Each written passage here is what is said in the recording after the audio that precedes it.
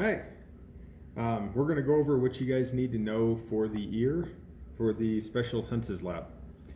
So, first off, you've got the outer ear, which is going to start with your auricle or pinna. That's the outside part, what you usually think of as your ear. I'm going to pull this piece of bone off. Then you have the hole that goes inside where you'd stick a Q-tip up. This channel is going to be your external acoustic meatus. That's going to run through until it hits the tympanic membrane, which is going to be your eardrum. Pull this guy off. So sound will get caught by the pinna, transfer up the external acoustic meatus, vibrate the tympanic membrane, and then that is going to vibrate three little bones. 1,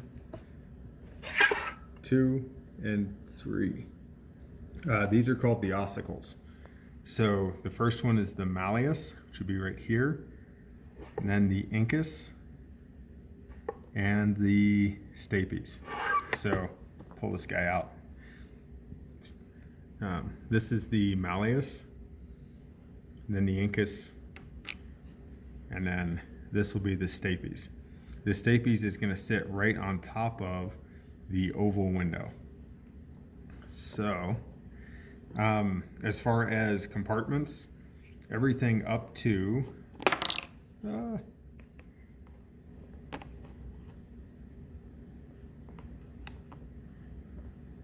we go. Everything up to the external acoustic meatus. Through the external acoustic meatus to the tympanic membrane is the outer ear. Then the middle ear is going to be everything in here.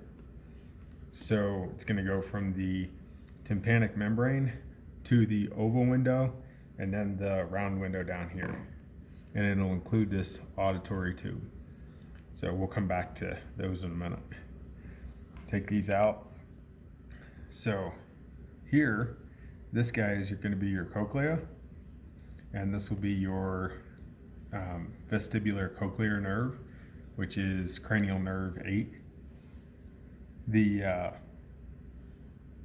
stapes here is going to vibrate up against that oval window and move the perilymph that goes inside of the cochlea. So I'm going to grab a little bigger cochlear model here. So here we go. The sound, here's what would be the stapes. It got broke off. But when that vibrates, it's going to travel move the fluid in these channels.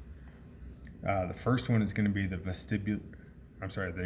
scala vestibule, then the scala media, and the scala tympani. And then here will be your round window. So take a look at this paper. So this is what's happening there. You've got your stapes vibrating against the oval window. Those sound waves are going to travel through here until they cross over this middle section, and then they'll move back out until that pressure is dispersed through the round window, which opens back up into that middle ear, so that pressure can then move down the auditory tube. This first part is going to be your scala vestibule.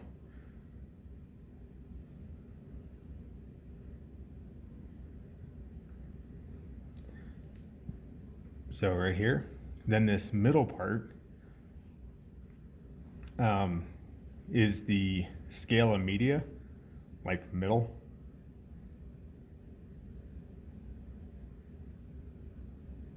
And then this orange part is going to be your spiral organ.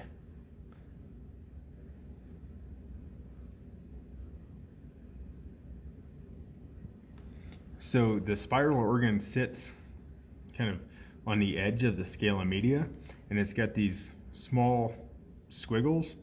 These guys are supposed to represent hair cells that stick up there and sense the vibrations when they move across here.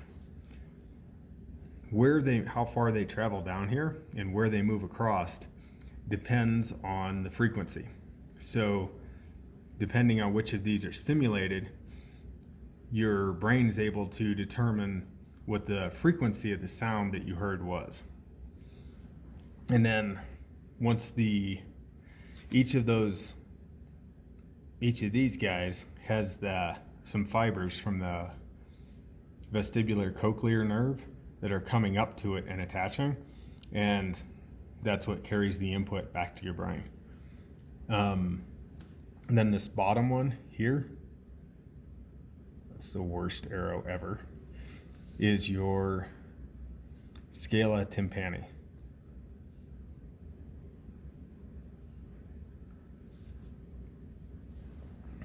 I think that's a lie. So that's what's happening in the cochlea and what's actually producing the sound. Now, how do we go from this to the whole snail shell looking thing? This guy just gets rolled up like that. So you still have your oval window and your round window, and then the sound goes in there and you have this nice space-saving setup. And then this would be the cranial nerve. So that is the sound portion. We also have 3 semicircular canals here that are going to detect movement. I guess more specifically, a better way to say that is they have fluid that moves, and the movement of that fluid is detected. You'll notice there's 3, and look at how they're like opposed to each other. Each one is going to pick up movement in one of the 3 planes of motion.